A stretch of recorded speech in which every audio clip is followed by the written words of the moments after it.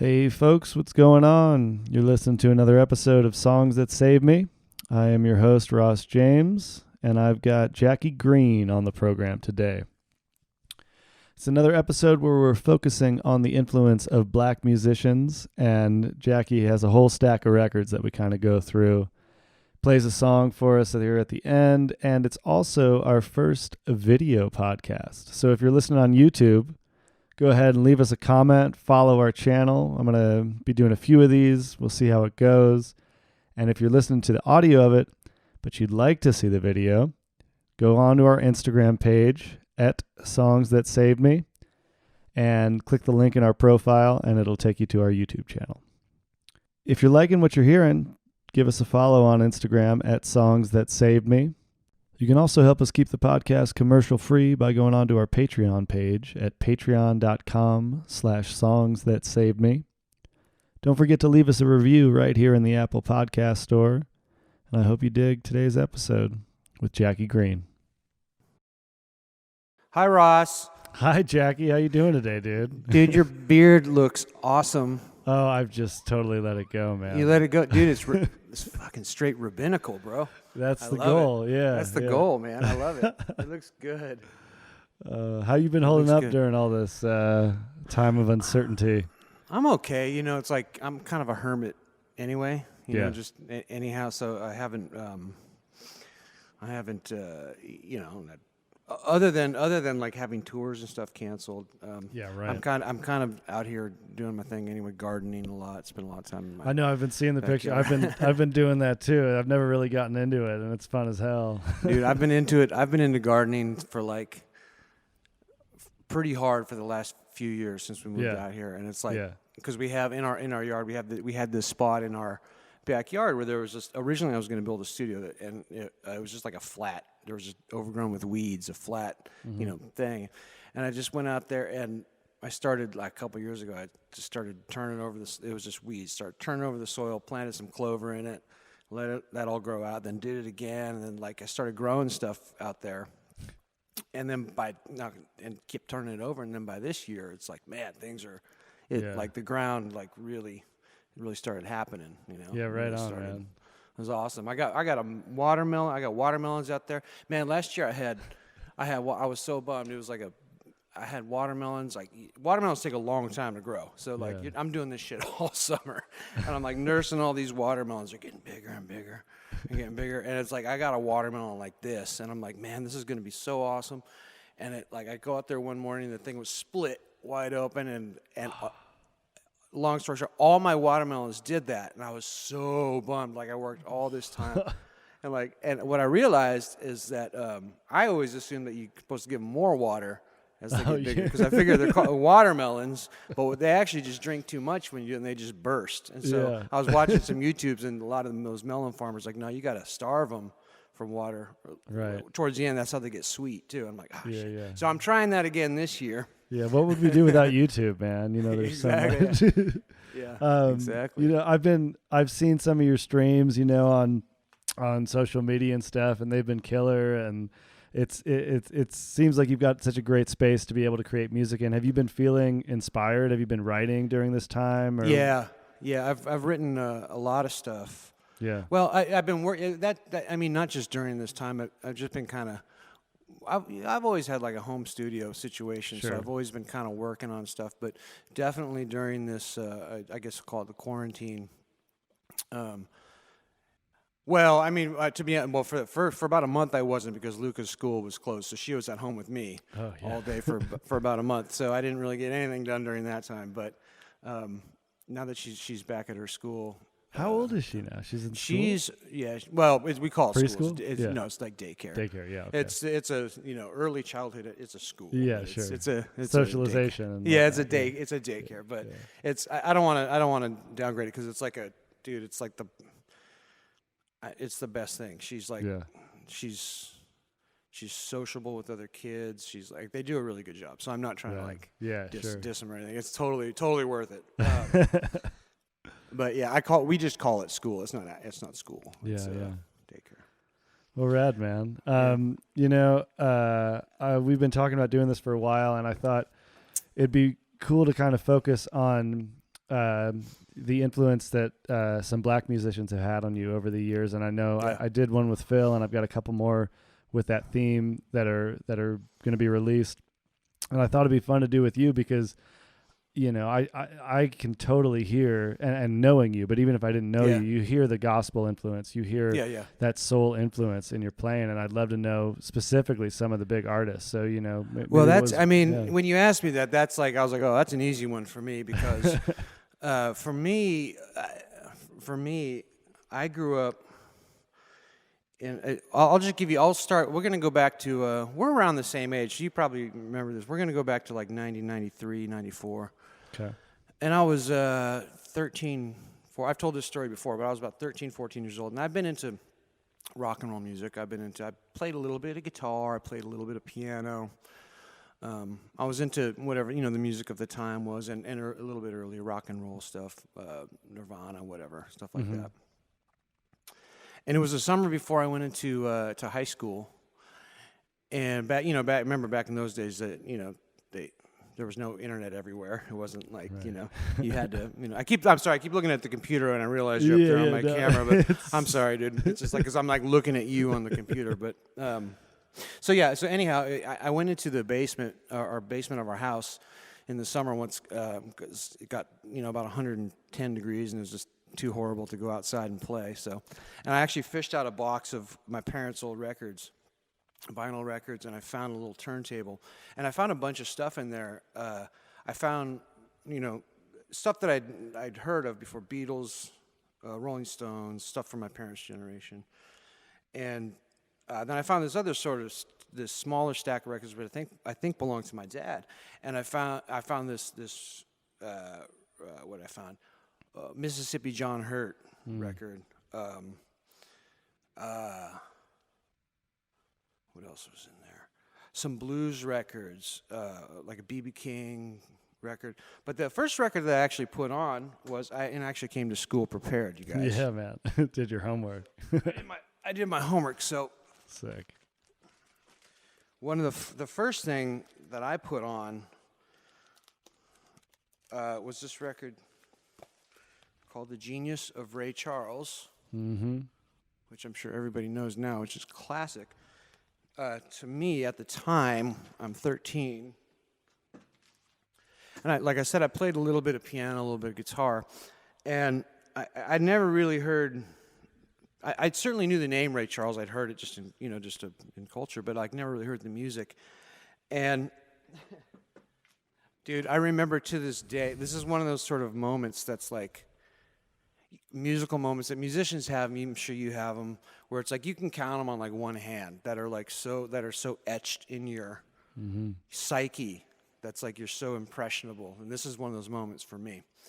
It's like I find this crappy turntable. This, like, I'm pretty sure it was like one speaker worked. You know, I mean, I'm in the basement. There's barely any light. You got, you know, it's like, and like I'm like, there's cobwebs, and I put on, and there's an outlet down there. So I figure out, and I put on this record. Not this exact copy, but this record. Yeah. And the first song is "Let the Good Times Roll." You know, big swing.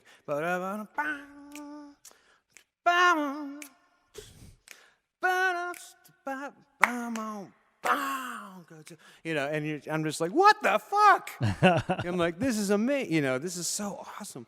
And I was just struck, just immediately, and just the big beat, you know, the big swing, and I'm like, man, this is so cool. And so I ended up going to town with all the. I found there was some more Ray Charles stuff in there, a lot of the more famous stuff, What I Say, all that stuff. Yeah. I guess my dad was a big Ray Charles fan. And so I found all that, and I just went through all that stuff, man. And I was like, oh, you know, I didn't know, like, I've been playing piano for a little while, and I just started realizing that to go from like C to F, you could have a little bit more. You could have a little more. It's fancy, you know, fancier. And I was used to going like, you know, or I can't even do it now because it's like so ingrained in me to do it like the little bit of flair. You know what I mean? Right. It's like, yeah. But now, you know what I'm talking about. It's like, and that's the thing. I know you're asked, did I take lessons? And the answer is, yeah, I took lessons this is long before that though. So I took lessons when I was like a kid, like for about a summer. And I did what Jason did, the Suzuki method, which is ear training. Right. For about one summer. And the same with guitar. So I would say that my formal training is like minuscule at best, is minimal at best. Like I'm definitely self-taught. Like I can't read music at all, for example. So, so I just, when I was a kid, I was just like, I would listen to, like in this case, Ray Charles records and hear piano being played like that. And I was just like, man, I like that. I can get with that. Like that's a different thing, you know. That's like I love the way that feels, the way that sounds. And I just sat there trying to figure out, you know, like what these moves were, and they became more as I listened more and more. They sort of revealed themselves to me, and I just sort of like sat there and sort of anyway. You remember how you used to learn guitar licks? You'd like rewind the tape. Oh yeah. And then like sometimes you try to slow the tape down, and the pitch would go down a little bit. Yeah, right. And it's like that kind of thing, you know, but on piano. And I was like, I don't know, I was just like sort of mesmerized by it. I still am to this day.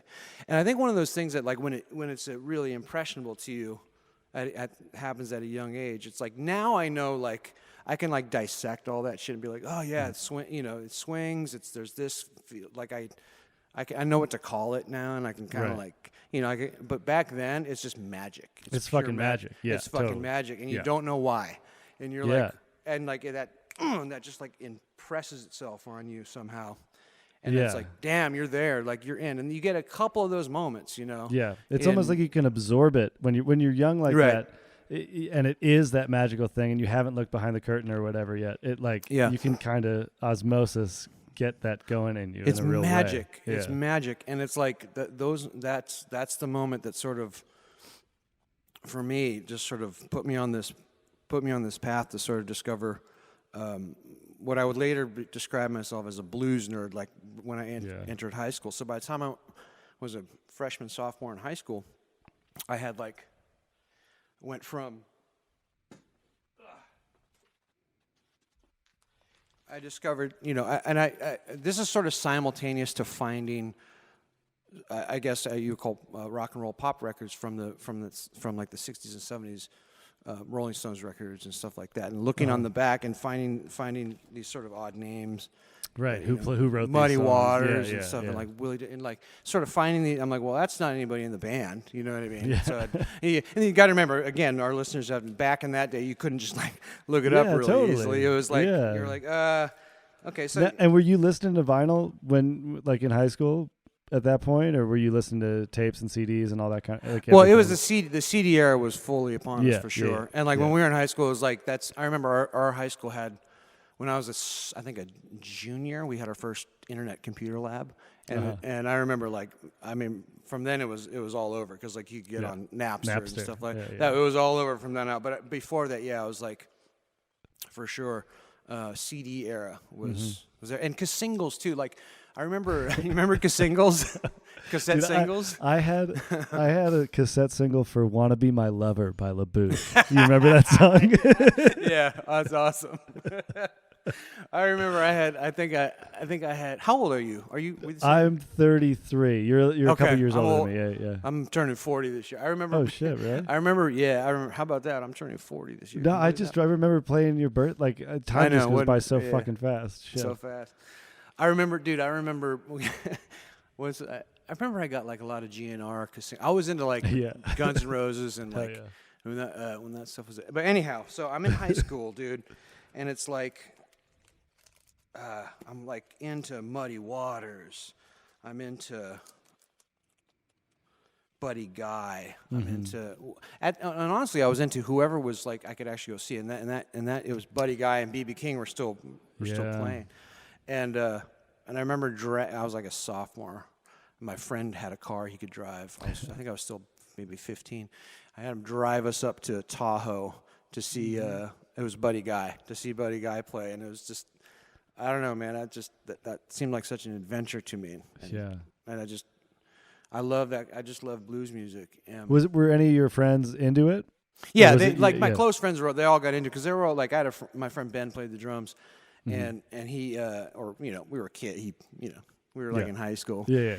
He played the drum, and we made a band together, you know, and like we were Right. covering. And when we were in high school, we were covering like old blues standards and all this the stuff. We thought we were so cool, and because you got to remember the time period too. It's like that's so out of place for what pop music was at the time, and it's like I was a weirdo. I was such a weirdo. I felt like, you know, but I really, really liked it, and I liked playing guitar, you know, and I liked playing, you know, and I liked Eric Clapton, and I saw the connection immediately between all this stuff, because as a guitar player, or, you know, a budding guitar player, you're kind of like, oh, well, shit, that's similar to this Freddie King, which is like the thing I was going to bring out next, because when I was in high school, oh, did I grab it? I may have forgotten. Which one? Getting Ready. Yeah. You know, Neil got me that record. That was the first time I heard that record. Did he really? This is a great record. This like any you know, this is like this record to me. You know, it's like the Leon Russell production is like, it's like a pop record for blues. You know what I mean? It's done so well. It's like it's really listenable. Like it really it's like, you know, you go from that sort of slow, same old blues, and you notice the hi-hat's barely there. It's just like the thick bass backbeat. And it's fucking sick, man. And then that acoustic Dust My Broom, and then like, oh man. But yeah, this record is drum like tones on that record are so it's sick. good. It's so sick. So yeah, that's like, God, this is so many people's, but like,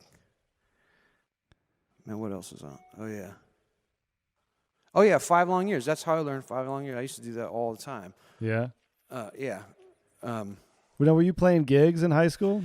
I was playing. Actually, the first gig. Hold up. I just dropped my records.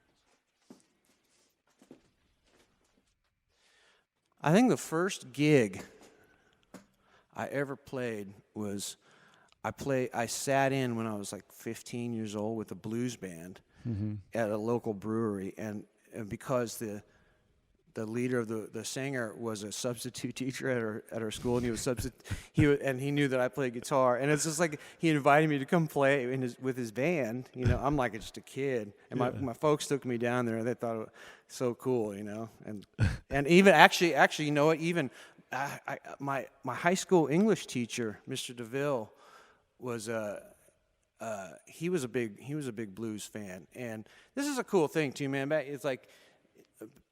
He gave me a bunch of CDs, tapes. I remember what it was. We both liked. It was the Lynyrd Skynyrd Freebird movie. You ever see that movie? The documentary about Lynyrd Skynyrd. Shit. Freebird, the movie.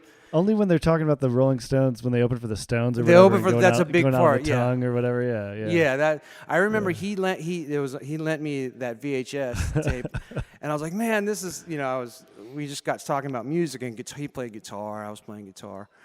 And he sent me home with some, I think might have been Sun Seals, some real like Luther Allison, some real like gnarly blues stuff. And I was way into it. And anyhow, I'm sorry, I'm just sort of rambling now, dude. No. What was I talking about? You were talking about your first gig. Yeah, my first gig. I'm sorry. So the substitute teacher was a substitute for that class, and I bet you they talked. And he's like, hey, man, this kid is really into this music. Because I'm at the age now where it's like I know friends who are who are teachers, and I'm like, you know, and I'm like, and like, man, I can see myself like, man, this kid. If I see a kid who's playing guitar or whatever, it's like, man, I want to turn that kid on to some music, you know. Yeah. So I think that's a cool thing. It is, man. I've been given a bunch of like online lessons, you know, during this, and I have some younger students and a couple that are like in high school and stuff, and it's so rad seeing how excited they get about stuff and how quick they get it compared to compared to students, even people that have been playing like a long time, you know, that are older guys, right? Like 14, 15-year-old kid just like in an instant gets it. It's fucking crazy. Yeah, kids are smart, man. They'll figure it out. They'll figure it out, man. So what about, you know, the blues stuff really grabbed you? Just like the soul of it, the rawness. What was it? I think the sound. You know, I think that. Well, I think all of it. I think it's all part and parcel of the whole experience. Is like, it's like. I mean, I think initially with the Ray Charles stuff, it's the sound, because it was like, man, that's not like anything that I know, but I really like it. You know, it's like it feels real comfortable to me. There's something There's like a swagger to things that feel like they fit for me. And I don't know what it was about that, but that's kind of what I'm saying about the thing when it leaves an impression on you. It's like whatever it was about that particular music at that particular time. Maybe it's partially, it's like, I'm discovering treasure. You know what I mean? It's like I literally found treasure in the basement. And quite frankly, it's true because it's like now I can make a living. Do you know what I mean? It's like who knows what I would do if be doing if I didn't find these things that I found, these treasures. You'd be playing baseball probably. Oh, yeah, right, yeah, right. Yeah, right, dude. You see, those dudes are, oh my God. We forgot I'm 40, dude. I ain't playing no real baseball. Now, how long, was it until you really started writing stuff that was heavily inspired by this, or tried to write your own blues tunes or that kind of thing? Was it right away, or? Well, I'm still trying. I'm still trying to write Georgia on my mind or something. But like, I don't know. I just when I got out of high school, I kind of rushed for the door. In retrospect, I probably could have waited a little longer. But I moved out of the house. Moved in with my girlfriend. I was like 18 years old. Worked a job at Home Depot or Office Depot and various jobs and trying to play gigs and I was really I played biker bars, and by that time I'd learned a lot of blues songs, a lot of country western songs, right? A lot like stuff that liked to be played in rough establishments. You know what I mean? And it's and here I am, this scrawny fucking kid, and it's like I'm not even old enough to be in the bar at this point. Yeah. You know what I mean? I'm playing the Timeout Tavern, in Sacramento here. I don't even think it's there anymore. And it's, I'm not, they're super nice. And it turns out that, if you're a musician and you play music that all the bikers like, they like you right back. Man. Yeah, right. It turns out, man. So I had a good time doing that stuff. And it was funny because I had to always go outside when I took a break because legally I wasn't supposed to really be in there. You know what I mean? And I did stuff for tips and at the same time I was doing this, I was enrolled in junior college for one semester. So so I was on the straight and narrow path for a little while, for a minute, for a minute. All right, so you're through high school. But sorry, man. To answer your question though, what I was going to say was when I'm playing those gigs, I knew a lot of blues songs and country and western songs, and what I do is every once in a while slip in one of my own. Yeah. You know what I mean? During the set, and if I figured if nobody said anything, that it was probably all right. That's a good way to test some shit. It's a good, it's like, hey, what is that bullshit? No one did that, so I was like, okay, I can. I mean, so after that, what's kind of the next tune? When did you sort of transition to playing more original tunes live? I would say around that. I started writing songs, sort of real seriously after high school. Mm-hmm. And definitely the blues music and rhythm and blues music, a lot of old, just what we would call classic rock now, you know, and just what we would call classic stuff, was probably the biggest influence on me. That and Tom Waits, and you see the connections obviously with all that stuff. Anyways, if you're a Tom Waits fan, you're oh, that's not that big of a leap, you know. Yeah, you get it. So.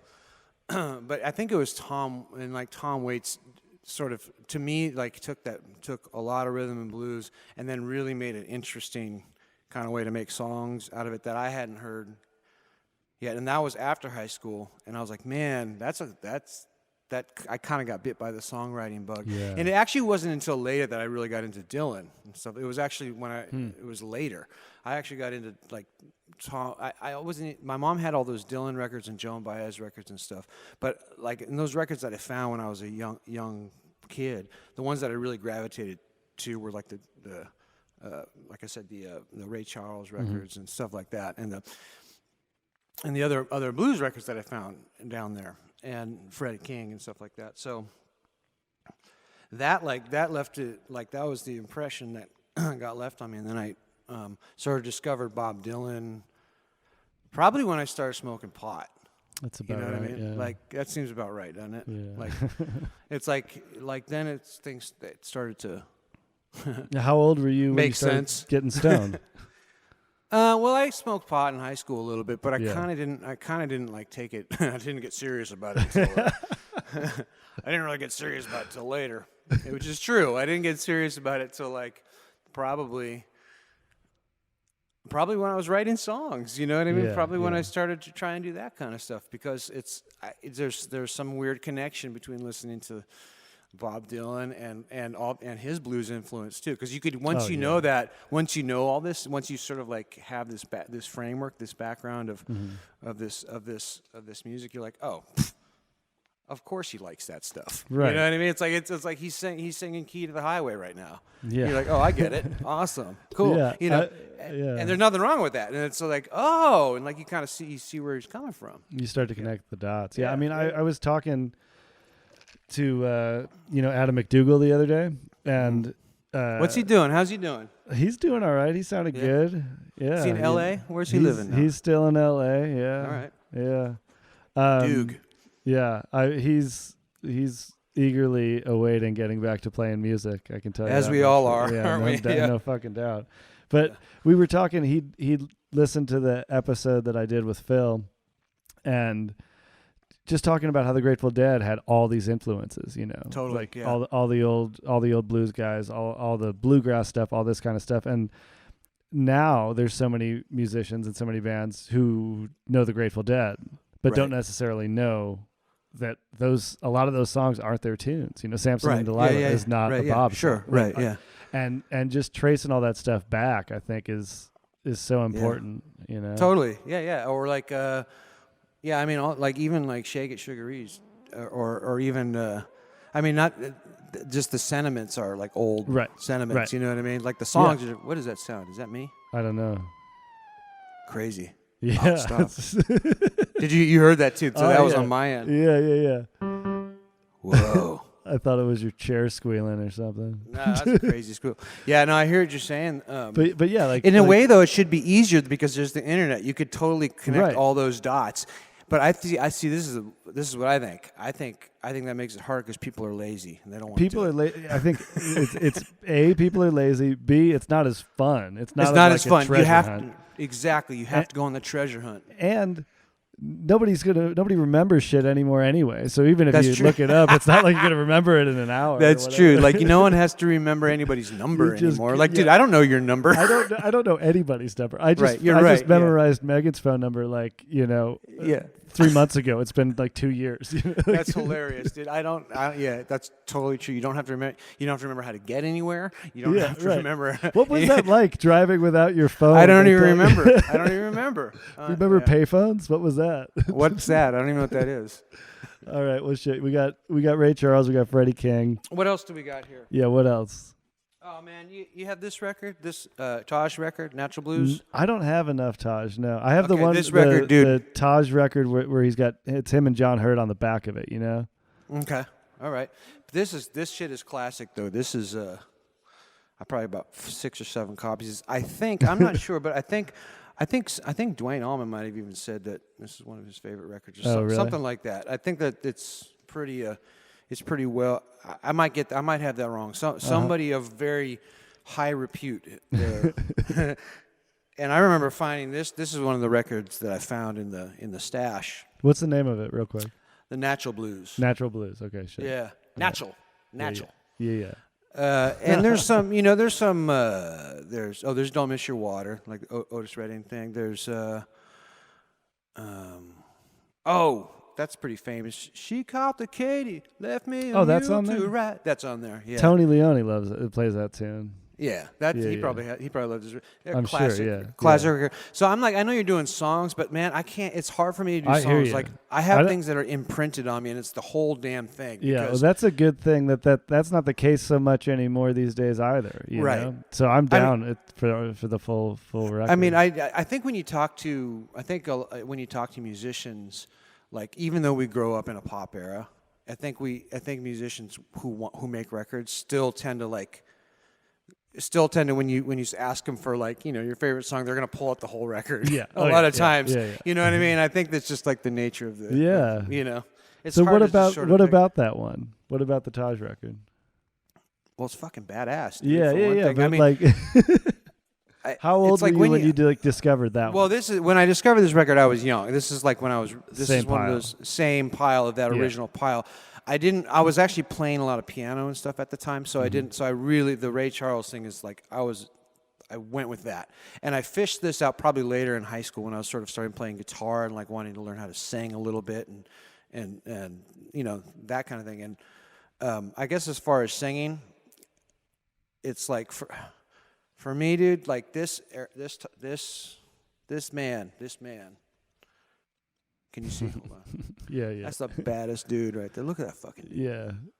Come on, dude. I mean, come He's on. still a badass, man. Have He's you a ever bad have mother- you ever gotten to play with him? I play with him. So the first, Oh my God. like the first tours that I ever. This is like I was gonna lead into this, but it's like we'll fast forward a little bit to like to when I'm like about 23 or 24, and I made a record. Made a couple records, starting to get a little bit of notoriety. I was starting to get some gigs, some bigger gigs, and I end up being opening act on B.B. King tour and Taj Mahal and Buddy Guy tour. So all these cats that are fucking heroes of mine. It's like I'm sitting out there. They're in their old age, and I'm opening for them. I'm just this little white kid from the suburbs, opening for them, and man, it's just like I don't know.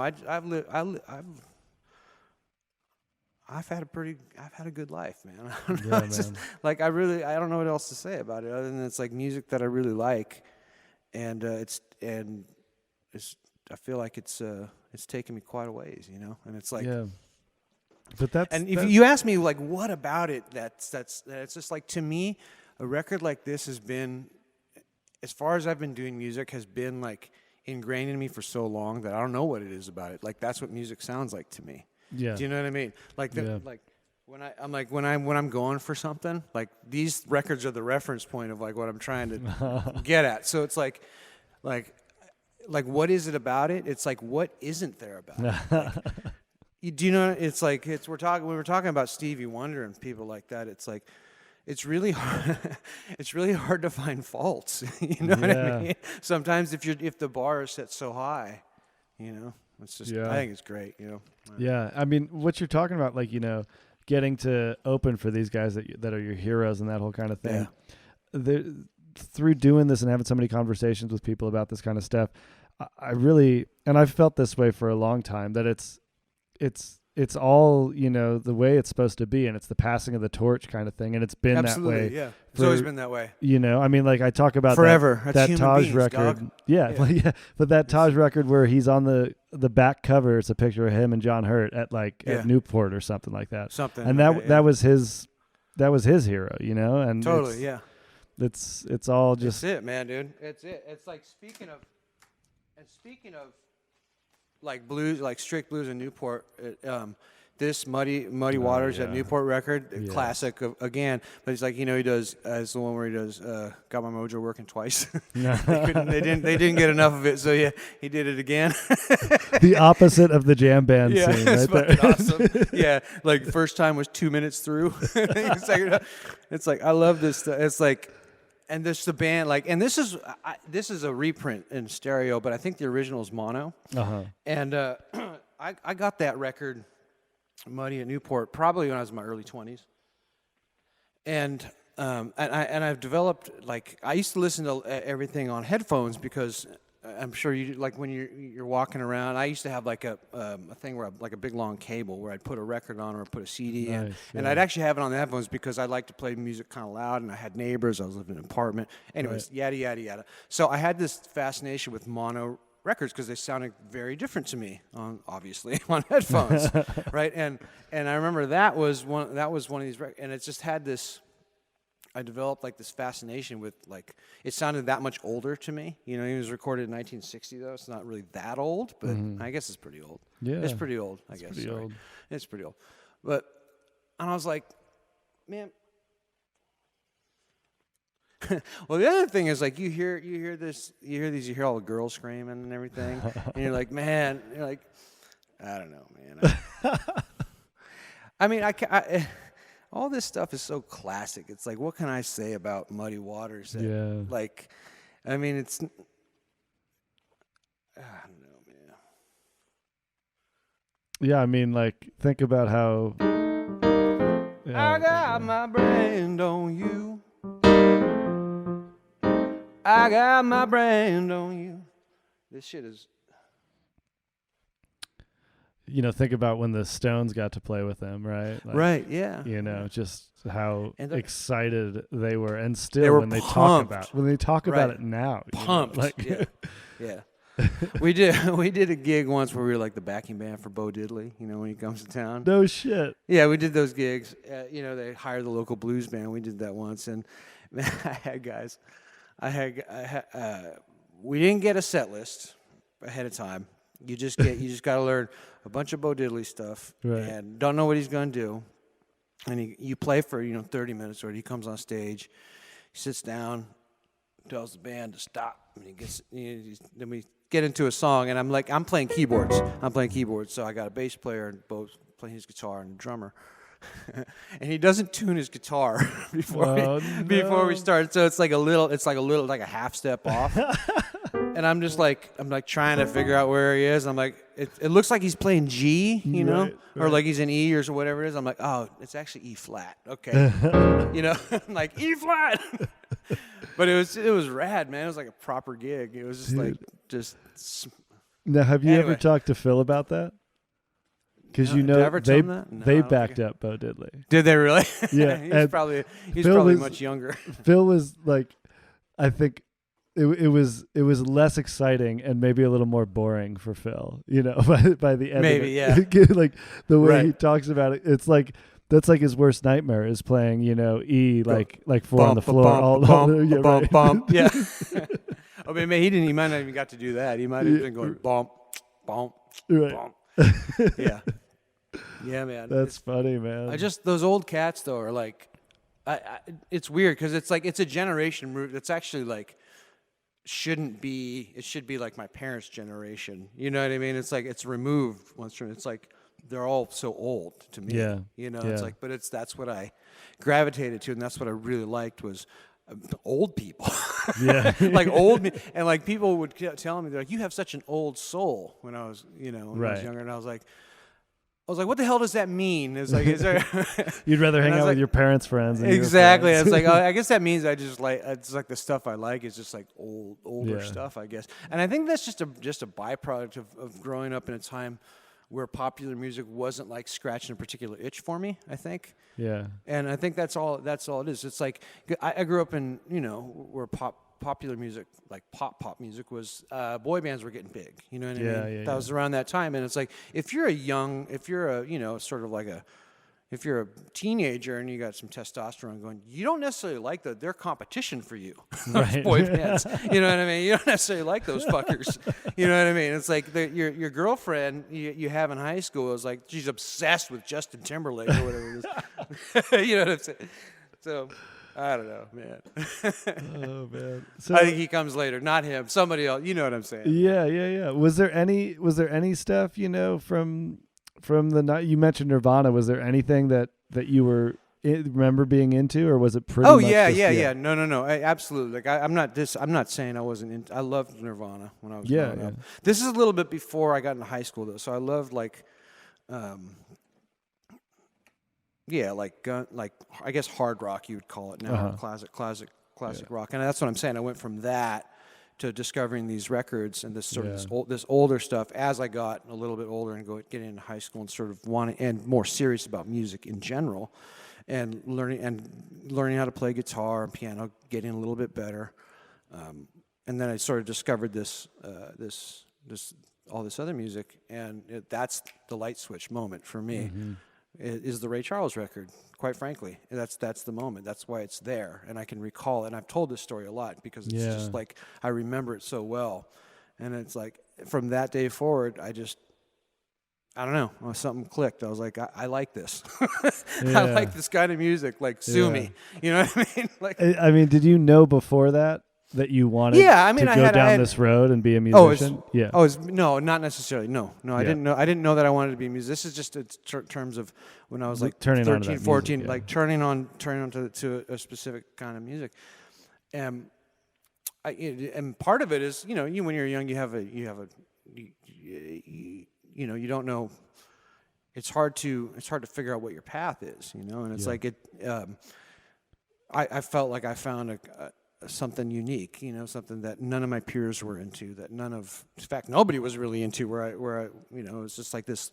It almost felt like a relic from a bygone era. Yeah. That I found. I'm like, but I like this. I like this relic. Right. I don't want to lose this relic. Yeah. You know what I mean? I really like it. You know, I feel something for it. Whatever the fuck it is, I feel for it. And that's like sort of been, I mean, that's kind of in the spirit in which I kind of done things, you know, like musically. There's, I don't know, man, there's just a lot to be. There's a lot there. There's a lot there in the past, you know, in those songs and those music. What else have you got in that stack? You got anything else back there? I do.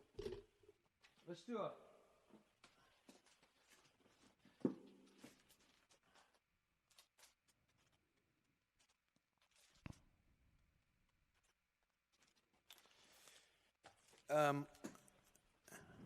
So when I got out of around the same time, I started playing gigs out of high school. I started getting into like I guess you'd call it jazz.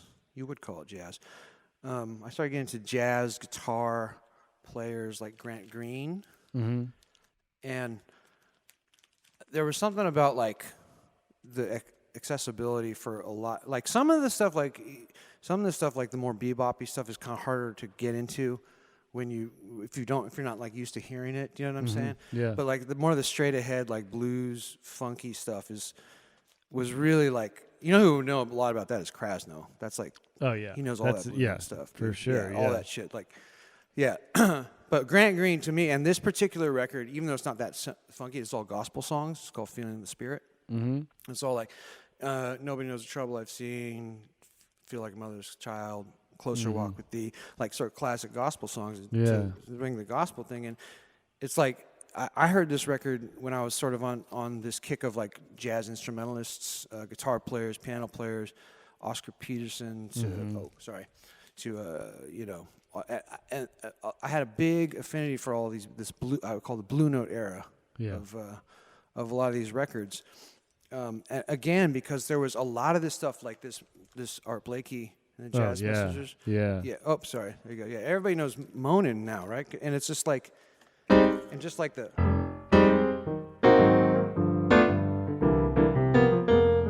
sorry, I got this thing plugged on the thing. But like the.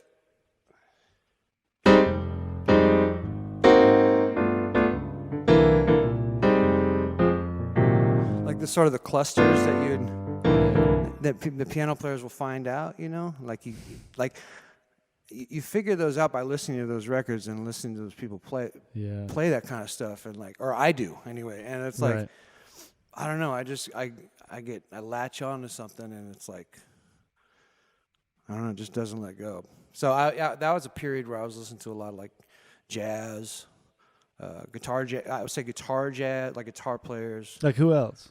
Wes Montgomery, live at the is that the half note? A lot of them are live too, like from for guitar players too. No, let me go grab it. Can I give me a second? Yeah. You got it. Yeah. I gotta grab the records. Hold up. I got a couple more. All right. This record, I fucking love this record. I forgot about this. What do you got?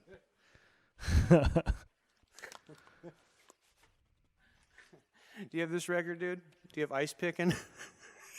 Is that Albert Collins? No, Albert Collins. I have. Dude, this I have killer. several that give me that same reaction. Albert Collins records when I pull them out, though. Yeah. You know, you have that one that with Robert Cray and there's another guitar player. The three guys. Robin Ford. Is it Robin Ford? No. I can't fucking think of it. It's gonna drive me crazy. But it's like 88 or 87 or 88 or something. Okay. There's like neon colors and shit on it. Oh, cool. No, I don't have that one. But yeah, this has got Master Charge on it, which is that's one of my favorite songs. What of all year time. is that? This has got to be the 90s, right? Or oh no, 78. Sorry, I'm sorry. Does his capo have all the fucking duct tape and shit all over it? Yeah, his capo is one of those old crappy ones. And the on the one shoulder, dude, the telly on one shoulder. Yeah, that's yeah. Sick. You know, I heard he used to. You heard about his live? Do you ever see him live? No. Like he had like a 100-foot cable, and he would like go into the crowd with it and shit. Yeah, that's dope. Yeah. I remember Buddy Guy used to do. The Buddy Guy does it too. Okay, so we got more jazz stuff. Yeah. Saying the Oscar Peterson record, the Night Train record, I think is probably like the most classic. I mean, that's a classic record as far as trio jazz. So good, yeah. You know, it's so good, and there's a lot of that footage I think you can find on YouTube. A lot of that black and white footage from like when they're in. I think they might have been in Europe or some festivals and stuff. And it's the trio they're playing. And it's funny. I watched that stuff, and I remember the last time I watched it. There's like, it sounds amazing. And I'm looking at the piano there, and I'm not seeing any mics anywhere. I'm like, how the hell are they getting? And I noticed there's like a 158 off to the side somewhere. I'm like, no way. I'm just like, no way. No way it sounds that good. I'm like, it's what the 58's going into, man. You know, like, I was like, but it's like just off to the side. I'm like, don't see any of the mics in the shot. I'm like, what? Just over the bass strings or something? Yeah, I'm like, what the hell is going on? In any case, here's that Wes Montgomery. Oh yeah, which one? This is a full. Live. This is a reprint. I've never seen that one. Record. Yeah. That's, I think it's somewhere. It says Berkeley, California. Yeah. I guess cool. It's a place called Subo. This is probably long before my time. Dude, Phil was talking about seeing Coltrane when Wes Montgomery sat in with them at 62. Oh, really? I bet. Yeah, that's. He probably has much better stories than I would, because this is all the music from that. Like, he would have been able to see all this. Yeah, right. Crazy. I just have like a mythological concoction in my brain about what it all means. I think that could be even more powerful, man. I don't know. I think it is more powerful. I think it certainly is. I mean, clearly it made me like it made me carve out a career for my path. Right. Yeah. So that's a pretty powerful thing for sure, man. Yeah. I'm curious if there's anything you've been listening to a lot lately that you thought I've been working on a lot of stuff, so I haven't been. I've been like kind of, when I listen to music now, it's more to like not actively listen. So I hear you. It's like I'll put on, I'll put on. Sometimes I'll even put on one of those Spotify playlists of like stuff that is. I guess I wouldn't call it techno, because I don't really like techno. Like ambient, like tune. Yeah, I guess ambient, sort of like what's the guy's name? Who I can't remember his name. He made I think he's. Is he from maybe he's from the Decemberists or one of those bands, but he made a record that's like an ambient record. I might be wrong. It might not be. You're not talking about Postal Service. No, it's one of those kind of one of those bands that are real popular that are real popular and have great music. One of those bands. Yeah. Oh yeah. The kids like them, right? The kids like them. Yeah, but it's really great. Whatever, and I have it on one of my digital devices. Awesome. You know. Yeah. Well, I don't know. Like, I'm really bad with a lot of this stuff. It's like I don't really. I'll just. Yeah, well, that's the thing about the digital listening. Like, your records, you know everything about the records, but like the digital you know where stuff, all the you holes don't are. really, right? Yeah. Now, I had another question for you, because you've had a couple of different incarnations of your live band over the years, right? And most recently, I think it's been a totally different kind of sound for you, right? Which from the videos I've seen, I never got to see the band. We were out of town when you were at Ophelia's here, but it's more of a gospel kind of sound, yeah. Yeah, it's we had a thing which we haven't done this year because it's so expensive to do, but called the Modern Lives Band, where we had, I mean, it was, how many people we had? We had the McCrary sisters. There's 4 of them. we had horns. We hired a horn section, and then in the band we have it's like Shannon's a gospel R&B guy, a keyboard player, right? And Smoke and Meg, both the drummers are R&B gospel cats, and it was the idea was to just like make a rock and roll gospel band. Yeah. That was like just like balls to the wall. Yeah. And just you can hear those those chops of like black musicians who grew up in the church. Yeah. It's like Shannon's a whole bad, different dude. level of it's crazy. Shannon's dope. He's so, and it's so funny. He's such a good singer too. It's like I feel like he's such a good singer, and I'm like, man, I got to be on my fucking game when I play with him because he's so good. And I like that. Like I like that's my personality. Yeah, especially when I like it's to your get down and dirty. band Yeah, and your tunes. I like to get down and dirty with people and just be like, let's go. Get this shit going, dude. Yeah. That's just my personality. I mean, I like to wrestle a little bit. I get a little. Yeah, I mean, is that one of the differences, with that project versus the other project? It's just a different kind of focus or a different different level of being egged on, kind of a little bit, Yeah, we sat with the songs that we were going to do, and we sort of figured out we basically figured out arrangements that are new as far as the band is concerned, and also like we want it to be funkier and just more soulful, and so we just went that route. We're just like, everybody's 100% comfortable with it because that's what we're going to do, and that's the cast that we put together. Yeah. And so it's like, so it's just it's just such a, how it is. It's like you're bringing a 20-piece band or whatever it is to a club that holds 500 people. It's rough, man. Yeah, that's a long sound check sometimes. Sometimes it's a rough one. It's just like so. Well, I don't want to put you on the spot, but if there's a tune that you're into playing that you sort of thought, I wanted to talk about. I tried to do, but Bill Withers, because he just passed away. Man. I don't have it here because I lent it out, but the record called Adjustments, the Bill Withers record called Adjustments. If you guys are out there, that's probably one of my favorite records of all time.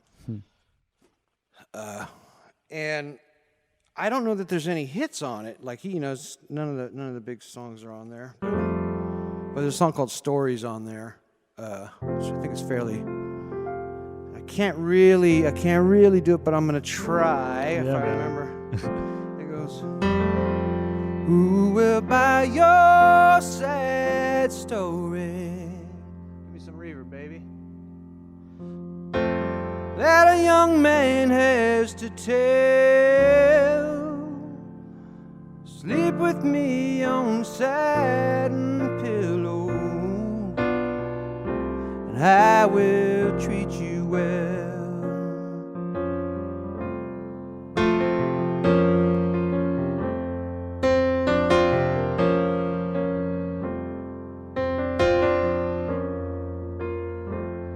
Who will buy a perfume story that a young woman has to tell? Sleep with me on I will treat you well. Young and old, we all have stories that we all must try to say. That ain't right. Tales of how we get to heaven, and how we've been through hell. Yeah, that bridge was wrong. Sorry about that. I'm just trying to think of it while I'm playing. Yeah, man, it sounds good. But that's the song. You know the song, right? Yeah, it's just that it's just like a piano and a harp. I'm not really doing it justice. I'm kind of fucking it up, but I'm forgetting all the words. But man, that song to me, I remember I played that song for Kyle, my wife. She had never heard that record before, and she stopped. And she was like, "That's the most beautiful thing I've ever heard." And like, you guys just got it. If you don't know it, you got to go listen to it. Song's called "Stories." Yeah. It's a Bill Withers song. It'll be on the Spotify playlist that you can. Yeah, there you go. click Yeah, that's. in I mean, the, that whole record. That's. Shoot, man. There's a few of those moments where it's like you find a record that just sticks with you forever, and there's probably like. Honestly, as much music as we listen to, we probably could narrow it down to like maybe a handful of those experiences, And for me, that's one of them. It's like definitely one of them is that record. Yeah, man. Listen to that record. Well, shit, I can't thank you enough for taking the time to Oh, my pleasure. join man. me today, dude. Miss you, dude. man. I look forward to getting to Man, hang I'm and- sorry. I'm sorry. This whole fucking virus thing ruined our good time because we were gonna do this from your place. Remember, we I were gonna know come to Anders and everybody. Yeah. it was gonna be a and then we got party. then we got all this fucking nonsense started Yeah. happening. So, Yeah. but I'll see you again. I'm sure. Yeah, no doubt, man. Well, good luck with the watermelon crop this year. Thank you, man. Thanks, And brother. tell Kyle, hey, and I hope I you will. guys are staying safe and being good Yeah, during brother. this, man. Yeah. Yeah, be good, man. All right. Peace, man. Peace. Well, there it is. Today's episode with Jackie Greene. Hope you guys liked it. I've got one more episode coming out in a couple days that's going to continue this directive that we're talking about the influence of black musicians. And it's with Matt Butler from the Everyone Orchestra, dear friend of mine who kind of helped me spearhead this idea to focus on this right now. And I'm looking forward to sharing his episode with you. If you watched it on YouTube, I hope you guys liked it. Make sure to leave us a comment and follow our YouTube channel. Don't forget to follow us on Instagram at Songs That Saved Me. Leave us a review right here in the Apple Podcast Store. Stay tuned for more Songs That Saved Me.